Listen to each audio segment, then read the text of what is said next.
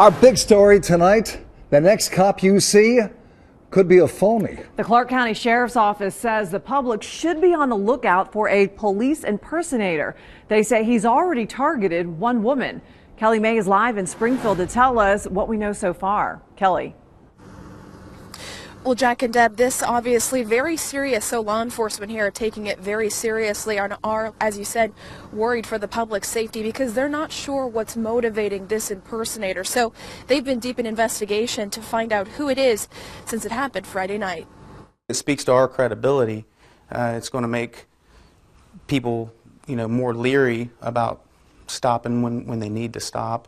Clark County deputies got a call from a worried female driver Friday who told them she'd just been pulled over at the intersection of Columbus and Croft roads on Springfield's east side, but something felt odd. I believe she saw red and blue lights, so she pulled over. The impersonator was in what the victim believes was a Ford Crown Victoria. He told the driver he had a report she was speeding.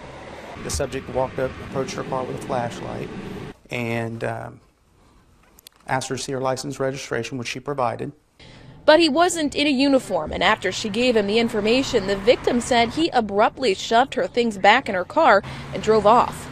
The suspect is described as a white male between the ages of 18 and 25 with brown hair, around 5 feet 10 inches tall, wearing a dark-colored shirt, hooded sweatshirt, and blue jeans. So it could have looked like an undercover cop? It could absolutely have looked like an undercover. Sergeant Trimble says any undercover cop would have identified themselves right away. A woman could be abducted, or a theft could occur, or they could be extorted on scene. People around town are nervous about what the impersonator could do. It's scary.